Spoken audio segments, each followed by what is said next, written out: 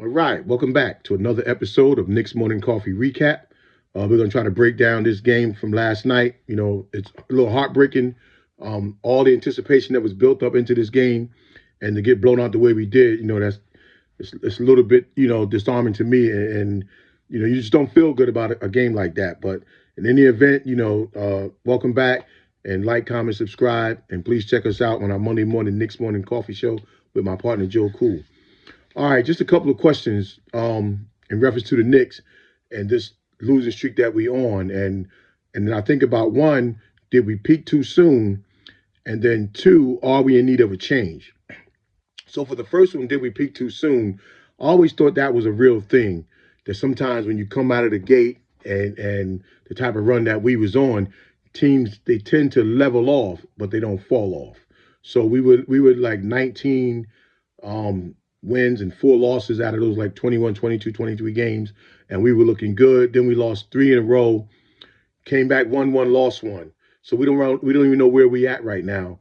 But as far as peaking too soon, now the reason why I know it's not a thing in a sense is because last year, remember with Boston, Boston got off to a super start, and they rode that wave all the way to the championship without a letdown.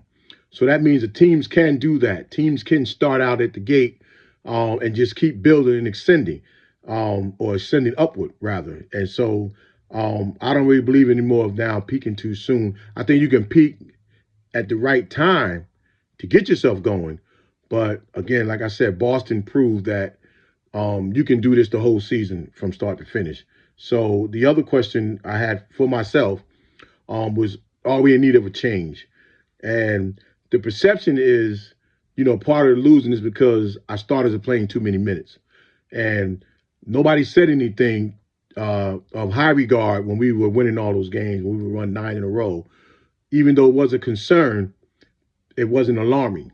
And we did see how where Brunson and people like OJ, Ananobi, where they kind of like running out of gas. And you clearly can see Brunson.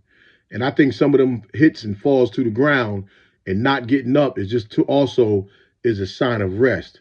I used to think it was a strategy to get the ref's attention, to lay down a few extra seconds. But I think now it's rest. Brunson. I mean, he's up in there coming into being veteran status, real veteran status. So to me, you need like 7, 8 years in the league. So he's getting up there to that, to me to be considered a veteran. So those are just tricks to the trade.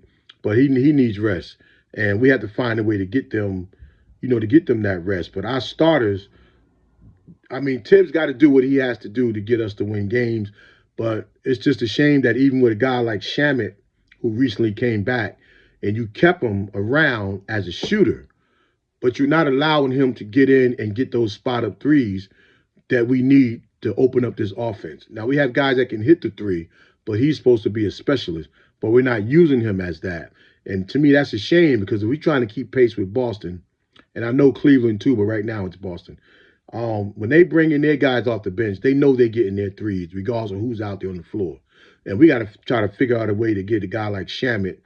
A lot of misdirection plays where he's wide open for the three, and we know how to do that. We just have to do it. And we got wily guys on our team, wily veteran type guys, on our team, that should be able to facilitate that because we starting to lose games, even the games that we were winning, things that were happening. All of it wasn't a sign of a great team. And that's what we're aspiring to be. We're aspiring to be a great team. And we got to start doing little things with guys on our bench, to help us. Now, one of the things I would like to see in terms of helping our bench is, now you're able to sign 10-day contracts. So now, I don't know if the timing is right for it right now, but I definitely want to see TJ Warren come up from the G League. Now, some people are asking for the center Moses to come up, but I don't think that's the answer for us right now. I think we need TJ 6'8". He's a bona fide bucket getter, and that's the type of a guy we need, a guy that can score with anybody on the court alongside of him. And you're only going to play better with better guys around you. So what he's doing in the G League, which is expected, he's not going to stay down there. Rather, it's for us or somebody else. If we don't bring him up, somebody else is going to snatch him. And then we're going to be eluding ourselves of having another 10, 15, 20-point scorer at times coming off the bench, because that's what that guy is. He's a professional scorer. And we have to do ourselves the right due diligence, and we got to bring him up and see what happens, even in the game with a lot of our trusted players. But he can only strengthen our bench. And so when you get a guy like Mitch come back and you still have scoring off your bench at the forward position, and then our guards are all right to me off the bench. It's just not enough around them. So if they're stuck, then we stuck. And then we'll leave a starter in there. But when we leave a starter in there with the bench, unless it's Josh Hart, the starter tends to turn into the scorer, which is all right, but that's still not giving us bench production. Because bench, they counting points off the bench. They're not counting intangibles. So we always got to keep that in mind. And then the other thing also, that there's talk that we need to get another center, which everybody knows that we do.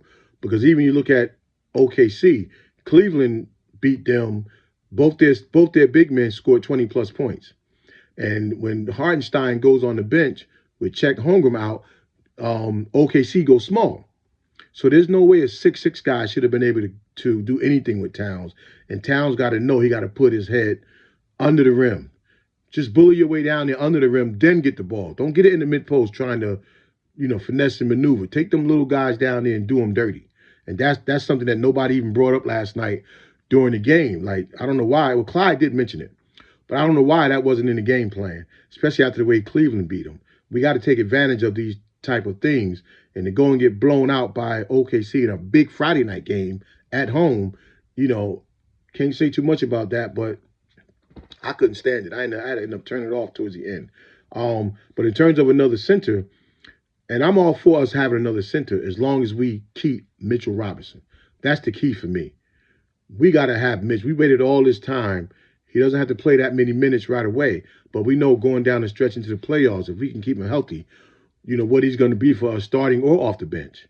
But all is not lost, because I think we could keep Mitch and still bring in another 7-foot center.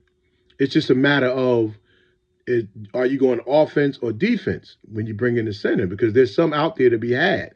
And you think about defensive centers, you have Robert Williams in Portland, who is almost like a Mitchell Robinson clone, except he can score a little bit around the basket if need be. Like, he has that knack.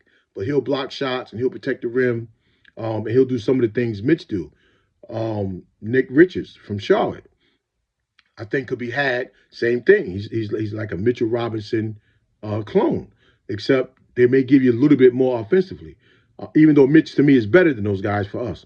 And then also on the offensive side, if you're looking for some centers, you got the Bulls, Nikola Vucevic, he's definitely going to rebound. He can block some shots, but he gonna get you buckets. And that definitely can help us if we're going to put him alongside Cat at times and let Cat be out on the perimeter. We still got a guy that we could dump the ball into and get buckets, and he can shoot the three. Another one is the Wizards, Jonas Valanciunas. And he's similar to Vucevic, is that he can score in the post, he can shoot the three, and he can still get you rebounds and block some shots. Not dynamic centers, but very, very serviceable. So to me, I would look to go that route more than just go the defensive center route if I'm still keeping Mitch. But even with that said, we should be able to keep Mitch because we still have those 2 second-round picks that we can dangle at teams who are looking to unload. Salaries can match up that way with a player here or there, but I think we need to make that type of change and have 3 serviceable 7-footers.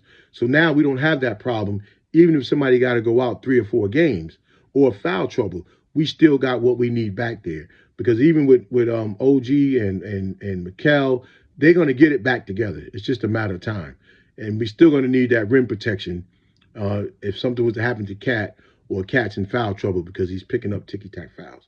So those are just my thoughts on some of the things about with the Knicks. I can't pinpoint why we in this mess, but as far as some solutions, we got to start looking at it, for me, that way, because what happened is happening. But we just got to get out of that rut and start taking advantage of some of the things that the New York Knicks still need to do while it's still early, mind you. It's still early, and we still growing, but you can't have those type of setbacks, especially when you're playing undermanned up front. Because Precious, is as much as I like him, he's not giving us scoring, and there's nobody else to come off our bench to give us scoring up front. So I say TJ Warren, right? If we can bring him up. And another thing is that we're not doing anything with Toppin. So why do we have that roster spot if we're not going to do nothing with it?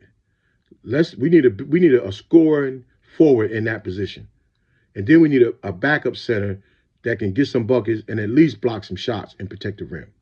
All right. So with that said, please like, comment, subscribe, and then follow us on Monday morning, Knicks Morning Coffee. Peace.